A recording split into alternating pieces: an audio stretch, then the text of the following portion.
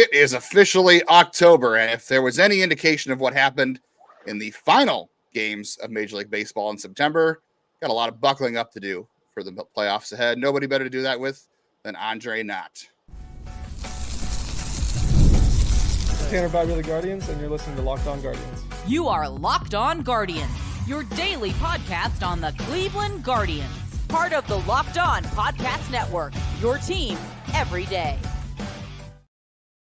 Hello, and everyone. Welcome to a very special edition of Locked On Guardians. This episode is brought to you by PrizePicks. Download the app.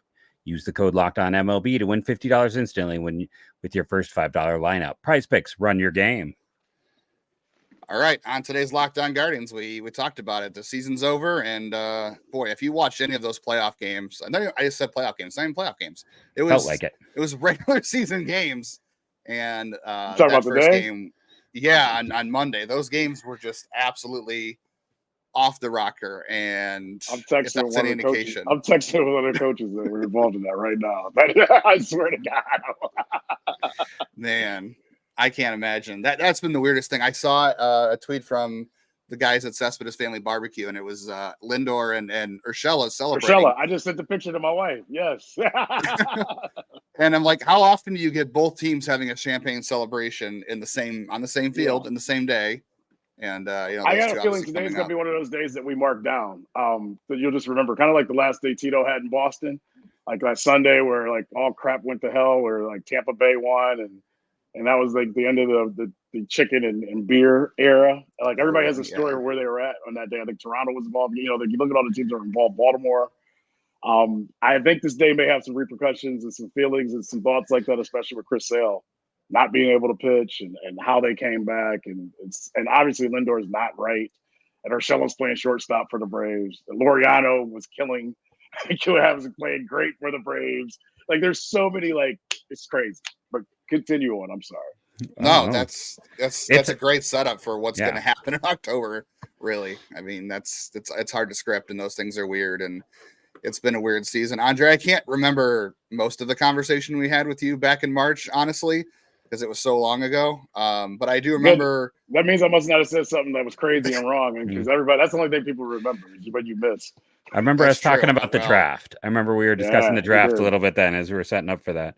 I remember that. We did, but I can't imagine that we said much about how this season unfolded. I mean, I know it's cliche to be like, well, if I would have told you back in March that Shane Bieber would have pitched 2 games, but if I would have told you any of that stuff back in March, I don't think any of us thought we'd be sitting here talking about a playoff series ahead for Cleveland. Absolutely not. I think it's the beauty of sports, and not to be corny or anything like that, and I won't be long-winded on it. I think the beauty of it and what we've learned this year, I think from the Brewers, Jeff, where you lay, and I think from Cleveland as well. Yeah. 2 teams left for dead. 2 teams left for dead. I think organizations that have identities, though. And we shouldn't say left for dead. Well, Brewers more so than the Guards. Yeah. Because the Brewers were kind of left. Because, like, the Brewers didn't, like, they knew that was a little different. But the point being, 2 probably Hall of Fame managers leave 2 organizations that don't spend a lot of money, but they have their own culture. They know who they are and how they move. And I think they picked up 2 managers that carried on the culture, didn't fight the culture. Because a lot of times when you get a new manager, it's usually after something negative. It's usually, or something hasn't worked a certain way. So you go get someone that's like, I'm going to do it my way. And I know from this side of things, I know that Stephen Vogt's way of going about things in respecting Tito, having a relationship with Tito, respecting how things were built already in the culture that was here, and buying into it, and sometimes doubling down on it, but also being strong enough in his own beliefs to be willing to tweak things and do things a little bit differently with respect to what was done before them. Because let's be honest, for everything we can talk about over the last 6 months, having a steady hand at the top is a big part of it, because there were days that things were questioned, but obviously getting off to a 7-2, 8-2 start made things way easier. That does help. Yeah. I think I want to say it was you. I'm pretty sure I heard this from you earlier in the year somewhere else. And it was during that stretch in August where things were not good. And I think you were saying, like, every day Vogt was like, we're going to be fine. We're going to be fine. Like what we're doing is fine. And it was hard to believe. Like, and we kind of started making it a joke on here. And it wasn't really a joke, but it kind of was, because we could predict exactly what he was going to say after they lost like 6-2 or whatever. And it's like, yeah, we played ball, but we didn't really necessarily play our brand, and we were close. We're close to getting out of it. And truly that's what happened. They got better in September. They got through that stretch. But I think that's exactly what you're saying, is that he was a steady hand all year. And he believed that stretch in August was just a stretch. And they would come the other side. I'm glad you said that, because there's two things I want to tell you. Because I'm glad, because it's like over 162 post games, pre games, you get tired of hearing the same BS. And like, and him and I, and like, we got to have a joke of like, if he's saying a bunch of cliches, that means things are going well, right? Even though no reporter wants cliche after cliche, because like, really? But cliche after cliche means that they're executing and doing what they want. And I'll tell you, one of the times when he said that, when things got really close, I remember the next day I saw him, and I remember being like, just like, hey, are you all right? Are you good? Like, and not in the like, how's Shane Bieber doing, or but in the real, like, are you all right? And he's like, yeah. He goes, I just hope the guys are. And we talked about a couple of things that I won't mention here that he was aware of. But he truly never did waver. And that was the beautiful thing about Tito. And I hate comparing them, but like, what else do I have to compare him off of? But the greatest thing about Tito always was just like no matter what happened 12 hours ago, 8 hours ago, when Tito came to the ballpark the next day, and I've told you guys this, I'll tell everybody this. After like a year doing games with Tito, I knew that like, don't you dare come in with whatever you left with. No matter how great it was when you walked out of that clubhouse last night, or no matter how bad it was how you walked out of that clubhouse last night. When you walk in tomorrow, you walk in, fresh new day, let's go, when we do it with a positive mindset. That sounds simple. It's not in the big leagues. And Vogt was able to carry that same thought process through the tough times.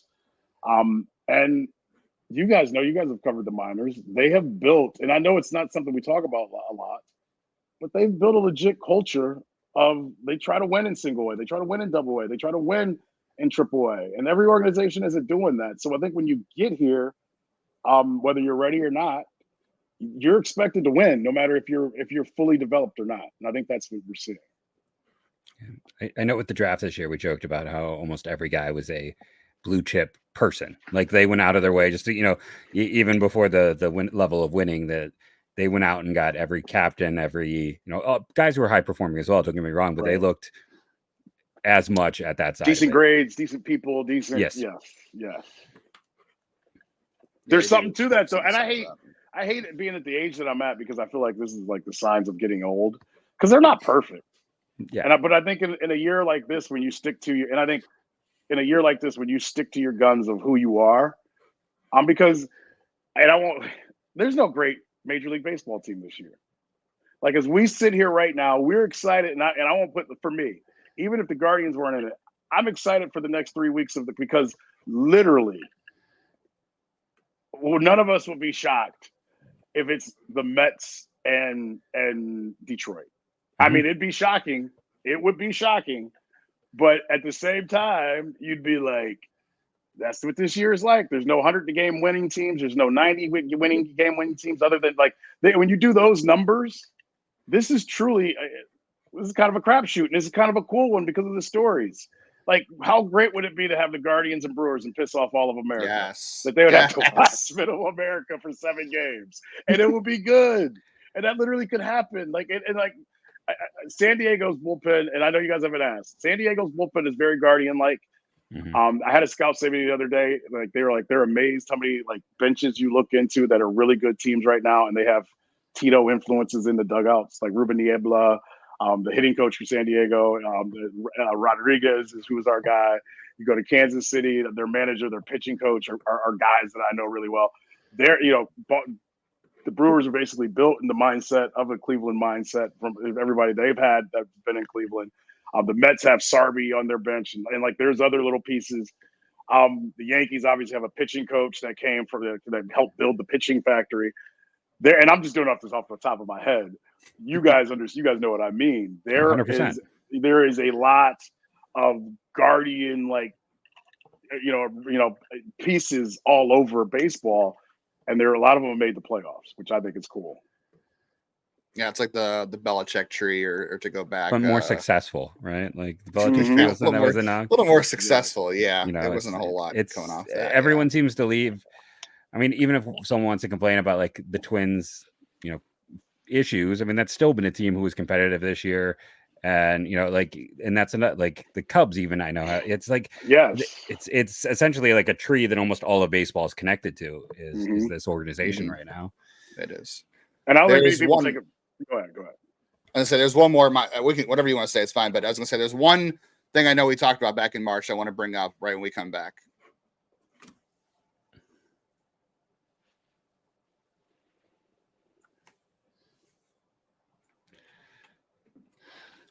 But first, let's talk about our good friends over at PrizePicks.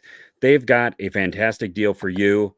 Right now, you can win up to 100 times your money on PrizePicks with as little as 4 correct picks. That's right. You can do as little as 4 picks to get 100 times your money. You can go anywhere from 2 to 6 picks on 5 stat categories. 2 to 6 stat categories, and you're just going to pick more or less on them. It puts its members first, so all withdrawals are fast, safe, and secure. When any pick hits, I can get my money in as quick as 15 minutes. This week, if you think Justin Jefferson will get more than 83.5 yards, Christian McCaffrey will run for more than 75.5, go do more or less. It's as simple as that. And today, when you sign up, you'll get $50 instantly when you play 5. You don't even need to win to get the $50 bonus. It's guaranteed. PrizePicks also offers weekly promotions that can lead to big payouts like Taco Tuesday. Each Tuesday, PrizePicks discounts select player projections up to 25% to provide even more values for your lineup. PrizePicks, run your game. Check out our pal over at Lockdown MLB, our pal Sully, breaking down the MLB storylines from going into the playoffs, from the end of the season, coaching changes, all that kind of stuff. Part of the Lockdown Podcast Network, your team every day. Andre, that one thing I do remember you saying back in March, it was the story about Jose Ramirez walking in and talking about who is this team missing, and he throws the Austin Hedges placard, and people joke about it all year, and you see the stuff on social media, blah blah blah. How much did that really play out? Because I think the regular season, I know we talked about like him being an extension of the coaching staff and how important that was for Vogt. I also think as we transition into playoff talk too, how much his knowledge is going to be important this week as they have a first round bye. Yeah. I'm glad I did tell that story. I think it was one of the stories I had to tell everywhere I went this offseason. I think I told you guys, I remember I was speaking at the Pro Football Hall of Fame. And it was nothing but nothing but older, it was our grandparents, and it was awesome, Monday afternoon. And one of a grandma with silver hair, sweet as could be, told me how much she loves me, and she was like, "But why would they bring that stupid Hedges back?" And like the whole room like erupted, and it was like, and I didn't want to be disrespectful, and I wasn't, but I told the story I told on here, and I was like, because that was the only way I think I could convey to the fan that's wrapped up in numbers and stats. And we all are. I'm not judging that. Like, I look at numbers and stats too. There are times where certain people come up to bat and you go, shoot, the inning's over. I'm human. But I also get to be in an area where I get to see the effects that people have when the cameras aren't on. And that's the big thing. Like, there's human nature to this that helps. And Hedgie, there are times where I like Hedgie, you're like, he's a lot. We all say it. But the time, I think, because of consistency as a human being, and you realize his heart is legit, and you realize that you need that, like we all need that. Like we all want to go into work, no matter what our job is tomorrow, whether it's teaching kids or whether it's, or cleaning toilets. We all want somebody to make us feel good about being there, to make us feel better about how we feel, and then not just with the classic, smile and be happy BS, but to also be able to turn around and help you be better, in whatever that job is. And literally, like down in the deep part of their heart, they go to sleep. And when they come to work, they literally are trying to find ways to make you better. And I think when Bo Naylor goes, is done with his career, we can go down a litany of people. But I think these young catchers, the David Frys, these young guys that didn't have confidence, that didn't understand the game, young pitchers, like at one point in time in this season, you had you had Tanner Bybee throwing a slurve out of nowhere. And it was because of conversations with like Hedgie and wanting to have something. He wanted to have something that went away, because they really judge this. It's like, okay, what else can I have to go away from the hitters? What can I give? Like I already have this, but I don't have anything vertical. What can I get? That can go with the changeup to righties. And literally, Hedgie's like, well, when I was in Pittsburgh, what's their guy that made it? He's not pitching well now. I can't think of it. I messed the story up and not remember the pitcher. One of their starters, their number one before this year. He was like, Mitch Keller. Yeah. Keller. Thank you. Keller. He's like, Keller threw a slurve, and this is how he kind of worked off of that. And out of nowhere, you have one of your better starting pitchers, in his first month when he was still kind of finding his way, he's trying out a new pitch, and they're working through it on the side, and he's using this slurve. And that's just one small example I can use of why Hedgie is so important. Like, we haven't seen Bybee throw really a slurve in probably 2 months. But if you're scouting and you're analyzing how he's pitched throughout the year, it's a pitch as a hitter you got to put in the back of your mind.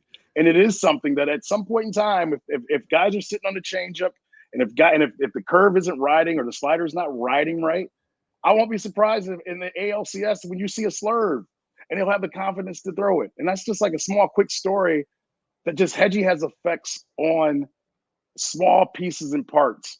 And I think like having that positive energy and the right energy day in and day out, and having the energy to kick them in the butt when they need to kick in the butt. I think the way baseball works with so many young players now and so many people engaged in numbers and worrying and looking over their back if they're keeping their job, it's nice to have someone there that says, I suck at hitting. I'm the best catcher here, and I'm going to keep making it. And he said all year long about Clausen. He's the best pitcher in the world. And he helped with the Cade Smiths, where Cade Smith throws a fastball. I'll never forget against the Mets. It was getaway day. And Smith is kind of coming into his own. You can look at it's like, early May or April, whenever the Mets were here. And he throws a fastball by somebody, and I think it was Lindor. And then he calls a splitter. And instantly after the game, because it gave up a hit, and instantly after the game, and Cade Smith didn't need this, but Hedgie comes out and goes, that was the dumbest pitch call I've had all year. That guy's got the best fastball we've seen all year long. It's the best 98 every play. And people were telling us this, but Hedgie came out with, Cade Smith has got the best fastball in the game, and Mike's called a split. Like those little things, I know for the casual fan, but those little things help young players grow and believe. So he's made Cade Smith. He's made Tim. I can go through all those first year pitchers that are now looked at as the best bullpen in baseball. Yes, there's a lot of other areas that have helped get them where they are. God helped tremendously because they all got unbelievable arms. But having a Hedgie push you over the top definitely helps as well. I think that was the one home run Cade Smith gave up this year was the Mets series too. I think that was literally the one. I'm trying to remember who it was now. But was it the third baseman, the tall third Ventos? Mark Vientos? That might have been the one. Because he had the coming out party at Progressive this year. I think that was the one series. When I got to kind of do my first press experience this year, and I got to be on the field and overhearing Hedges before the game, he just had one of those great off the cuff comments where he was like talking about stats and the effects to some degree, and he talked about, well, at least, I've got the time I pitched to help my WAR totals. Yes. Like that was his, which, I figured that's a statement it's okay to share. It's like, but that is it felt like a classic thing where he was like, well, that I got that to help that out. Like he knew that, maybe the numbers aren't there, but he's the classic. And we get it in our comments. People are all the time. We're like, they didn't make a ton of changes to this roster. Right. Very clearly, it's an impact you can't measure. I am a huge numbers nerd. I run everything numerically, but I also know that sometimes there are things that they just don't quantitatively put. And I think that's one of those things that has been an interesting, some fans just can't let it go. And I think it's one of those things, the more you get into they're people. We've all been in work environments, and a guy who makes a better work environment better for everyone just raises your floor. Yeah. And like I said, when you can trust and believe that he has your, what I mean? When he can come to you with hey, I'm going to give you a pitch to help you in this situation, or I'm going to go over, he went over Bo, to me, the impact he's had on Bo, we won't see for 4 or 5, maybe next year, but it'll be down the line. And I'm saying that as a catcher, you know what I mean? Where he's putting a game plan together. Don't get me wrong. Come next Monday in the 7th inning, I don't want to see Austin Hedges up with 2-1 and 2 out in a tie game. Like, but at the same time, if Cade Smith or whoever is on the mound in the 8th inning and it's a tight game, I might not mind having Hedgie hit the button on what pitch to call, or him looking that pitcher in the eye when the music's the loudest and going, "Trust me, throw this freaking pitch." There's give and take and everything in life. Yeah, agreed. And then that's exactly how. If you can't script postseason baseball, which is great, but if they could script it out, that's exactly how it would happen. They would be tied or winning late, and Hedges comes in for defense, and you've got Cade Smith and the cavalcade of relievers. Like that's how you would script it out. So yeah, in an ideal world, that's what you're going to see. So we'll find out all that. All right, you got time to talk some playoff matchups real quick, Andre? Yeah, give it to me. I got a little bit more. All right, let's do that on the other side.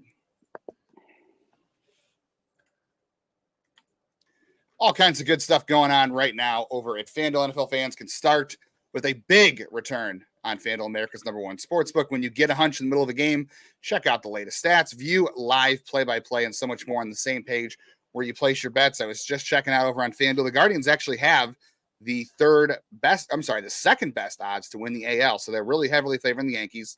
Shocker. They're also heavily favoring the Guardians. Probably has something to do with the fact they got a first-round bye, which is interesting. Something we're definitely going to talk about here in a second. Maybe they're favoring the fact they don't have to. They are sitting around a week, but a lot of people don't think that's a good thing. So we'll get into that. So they are plus 320. You can put 10 down and win 32 there. Not a bad bet there. We've already gone through the odds for Emmanuel Clase, for Jose Ramirez, all that kind of stuff. You'll get started with $200 in bonus bets for new customers, guaranteed. So all you got to do is place your first $5 bet. I know today it's Rick Skubal and Framber Valdez for Houston. That over-under is 6.5. I am taking the under in that game. Those two pitchers are not allowing any runs. I'm just going to say it right now. So I would take the under in that game. Put $5 down, get 200 bonus bets guaranteed when you place your first order or first bet. That is FanDuel.com. And over at Gametime, I love Gametime. They have the new feature called Gametime Picks. Makes getting tickets for your favorite live events even easier. Live sporting events is the way to get your heart pounding. It's a lot of fun. Playoff baseball, college football, NFL games that don't involve the Browns, probably if you're a Clevelander. If you're looking for some better way to spend your money, Gametime can help you with that with the Gametime Picks. They'll tell you the best deals. I was checking around for deals for the Guardians game on Saturday, and honestly, some pretty good deals. I know people have gotten tickets already, and I'm going to tell them I think you should have waited because there are some really cheaper deals on Gametime for that game. And I like the all-in pricing because it tells me exactly what I'm going to pay when I hit checkout. I'm not going to put a $100 ticket in my checkout and it's going to be $200 out of nowhere. No, you're going to put all-in pricing on, and you're going to say if it's $110 for your ticket, it's $110 for your ticket. No questions asked. Take the guesswork out of buying tickets with Gametime. Download the Gametime app, create an account, use our code LOCKEDON for $20 off your first purchase. Terms apply, but create your account, redeem our code LOCKEDONMLB for $20 off your first purchase. Download Gametime today. What time is it? It's game time. All right, Andre, I am curious to see where you fall on the rest versus rust debate, because honestly, we had a lot of comments on Monday's show, shockingly, that said the time off is not going to be good. They're going to be out in the first round because the time off isn't good. And history, since this format started, does say that more often than not, the teams that are playing do advance. But you've got Houston, who has been the number 1 seed, the number 2 seed. They've moved on. I think personally for Cleveland, there was no chance they were getting deeper in the playoffs without a first round bye. If they had to be playing this week, I don't think they make it because the schedule just does not work for them. And that doesn't mean they're going to win the ALDS, but I don't think they're going very far if they don't get this bye. Justin just won tonight. I think we go off. We're suckers for the past, and I get it. We're suckers for what we've seen and what just happened, right? What Texas just did is fresh in our minds, but that ain't real. And Justin, you just hit a home run, so I'll be short and let you. Let's get to the next one. The Cleveland Guardians, assembled the way they are assembled, can't win the World Series without the bye, in my opinion. Good teams win when put in this situation. Does that mean that only good teams are going to like? There's not going to be a surprise. I will not be surprised if Detroit makes a run. I will not be surprised, as I said, if New York, somebody's going to make a run. But the way the guards are set up, this is a godsend considering game 1 is Saturday, game 2 is Monday. Game 3 is Wednesday. That gives them a chance to go into every game having Cade Smith and Clase available. And available for at least, you might get 4 innings out of those 2 in one game. Like think about it. Because at some point, and I don't know this for fact, but I know where the information Tito Francona was getting it back at 16 that was making his mind think about what he was doing. There's some of the same people that are feeding information to this coaching staff here. And you can't tell me if Cade Smith hasn't pitched for 5 days, for 6 days, how many other days, they're not thinking on Saturday, if we got a lead in the 6th and it sets up a certain way, why would you not pitch Cade Smith the 7th and 8th? Or why would you not finish the game with Cade Smith and Clase knowing you can win game 1, knowing that you have a day off? Or why not pull Bybee in the 5th inning and with 5 2/3 or 5 1/3 and go, Cade, get us to the 8th. And then in the 8th, say, Clase, finish this. When the one thing I learned with Tito that year, and you've seen it in the playoffs since, we've lived it. When you get the lead and you have hammers, you bring the hammers out. You don't wait till the 7th and try to do it like you did back in August or like you did in May. You bring the hammers when the hammer, and if the nail's exposed, you bring them. So you may see Cade Smith in the 5th inning or Gaddis then. And I'll ask you guys in the first round, why would you not do that? That is their way to escape, to get through this. Teams don't want to see their bullpen. Teams fear their bullpen. We know it because we lived it. But I'm going to tell you something. What Detroit did over the last month and a half, we felt and saw coming. Like, nobody in Cleveland is shocked that – we didn't think they were going to do this. But we're not shocked that they've been the way they've been, because we saw it early on that something special was going on there. Yeah, they were a pesky team early on for Cleveland, for sure. Yeah, it's that the bullpen is their great weapon, their great strength. I agree. Do the 5 and fly, and just then lean on, we had the big 3 all year, big 4 if you go to Heron, and then you add in I will say that Morgan's been maybe the most underrated guy in the second half. I feel like a lot of people are sleeping on what he's done. I'm a Walker guy. I remember what I asked you. I asked you guys about Walters. Yeah, I remember that back in March. I was Andrew Walters is legit, y'all, and he's if the guards win a couple rounds, he's going to have a moment. Agreed. He's going to have a playoff because his stuff is that good. I think his motor plays to this, very quiet, but there's a fire. He told me something the first day when I finally talked to him. We were sitting in the dugout, and he looked out at the doors. He goes, I've been watching a lot of videos with those doors opening, and I just want to walk out of them last. And he didn't say it being cocky or arrogant. He was saying it as that's my dream. That's what I'm here for. That's why I've done everything I've done. I just have a feeling he may be one of those guys come this playoff. I didn't plan to get into this, and we don't have to go long on it because I know you got to get out of here. We're run up against it too. But there's no award for bullpen coaches. But my God, Brad Goldberg, just a cavalcade of monsters coming out of that bullpen. Yeah. I hear you guys talking about it all year. These guys have low heartbeats, and they're not surprised by anything. They're not fazed by anything. But I don't know how you turn Cade Smith didn't throw this many strikes in the minors.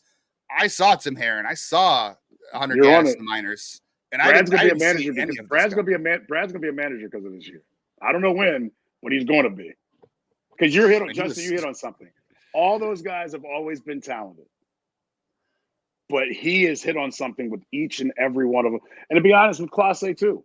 And it starts with Clase. Clase was good last year. He wasn't great. And you got to give a guy credit that doesn't become satisfied with just being there and good.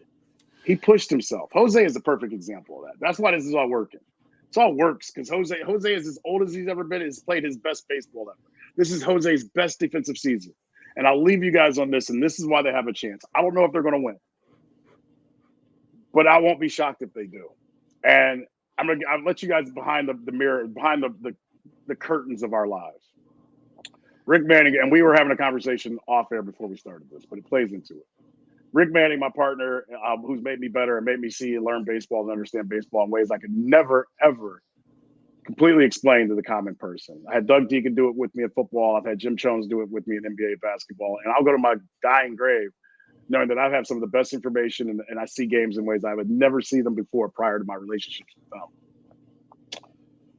And because Rick is Rick and he's old and crotchety at times and, things were done his way when he played. We all know, he walked up He'll both two school back. Like we know all the sayings. He screams at the air.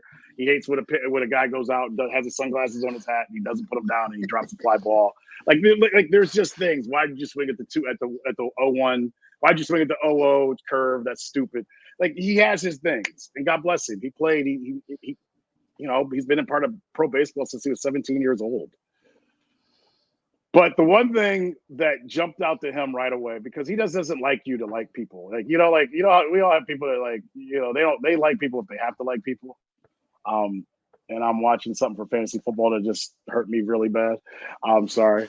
I saw that play too. Yeah, Jameson Williams. Yeah, and I was winning my game and just getting happy. And I almost said a real bad word.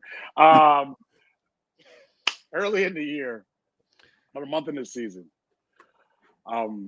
Rick kind of casually said to me, these young guys, because they got something going. He's talking about the coaching staff. He's like, this is the first time I've seen in 20 years a team literally do defensive skilled practice every single day. He goes, whether it's infield practice, whether it's outfield throws, whether it's working on, having the catchers working on throws, working on bunt plays. He was like, these young coaches have these kids out here working every single day. And he goes, I don't know if these kids are going to be able to do it for 6 months because it's probably going to wear them out. He goes, but it's going to make a difference if they keep doing this. Look at the infield's defensive numbers. They concentrate, they turned Jose, who's a perennial all-star, and we're all talking about 40, 40, 40, and he really should have got it. And it was tremendous what he did. And I have 5 plays in my head that I know where he had doubles or home runs stole from him this year, but that's baseball. Go back, and if you're a real nerd of nerds, or if you really have a good memory, Jose struggled defensively in 23. His throws were getting short sometimes. He wasn't getting around the bag really well. He wasn't good at the throw ball going over. Now, look, it's my life. I sit right in my third base for a living. So I remember and see it differently. I don't know whatever the third baseman did this year other than Ernie Clement because I love him and he's great. Jose was tremendous defensively this year. And it came from a group of guys that made them work. They all work so hard. They all want to follow Hemi's work. It's a really cool thing to watch how they work defensively. They wouldn't be where they're at without it. And I'm just telling you, as you guys watching the guards and knowing what you know, they have a chance because they have practiced and emphasized the little things. And that's why any person can like this team. And I mentioned that because Rick Manning fell in love with this team because he loved how they worked when nobody was watching. Other teams have come to me, and I won't say whose teams or other coaches, and they marvel at how hard the Guardians work 2 hours before first pitch. You know why it's a big deal? Because most teams don't do it at all. That's the difference this coaching staff made. That's why Jose had one of the best years he's ever had. And that's why come Saturday afternoon around 4 o'clock, if they can get a lead early and get the crowd behind them and then let the dogs eat, it could be a fun fall. Yeah, scoring 4 runs is going to be the key for them, for sure. We'll we can all be mad at Weiler Abreu right now, right? Oh, that's the one. I think he did it twice to him in Boston. He did it twice in the same game? Yeah. Was it the same game, right? And our dude out with the Anaheim, the outfielder with all the talent. No. Yeah. Adele got him. Yeah, Adele got the catch, yeah. And then there was one in Colorado. He hit off the top of the right field wall. Oh, that's right. Yeah. Right center. Hit one there. And then just last week, he hit one off the top of the wall at our place. And there's always like 10 foul balls by that much with Jose as well. Those Weiler ones just stand out to me. Like that was the one where I'm always like, because it was the same game. But we appreciate you coming on, taking the time, joining us. We know how busy you are, so thank you again for being very generous with your time. I want to state that. Are we going to catch you on TV during the postseason, man? You guys got plans? You know what you're doing? Yeah, we have some plans. They're going to be a little different, but I am joining Hammy and Rosie on the radio calls. Awesome. Okay. And I'll be doing stuff for Fox 8 and hopefully Bally's. We'll see. But yes, I will be around and hopefully it'll be all the way through. I appreciate you guys. Thanks for having me. Yeah, thanks, Andre. Appreciate you. All right. Remember, everyone, to check us out daily, rate and review, download, do all that fun stuff. It helps. We appreciate all of you. And as we always end every show, go Guardians, go.